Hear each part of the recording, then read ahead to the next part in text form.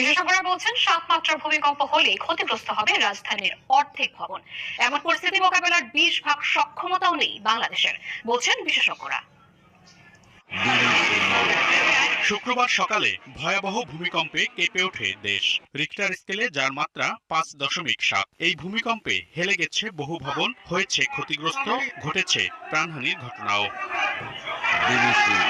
শুক্রবারের ভূমিকম্পের উৎপত্তিস্থল নরসিংদীর ঘোড়াশালে। এর আগেও একাধিকবার দেশের অভ্যন্তরে ভূমিকম্পের উৎপত্তি হলেও এবারের ভয়াবহতা ছাড়িয়ে গেছে আগের সবগুলোকেই।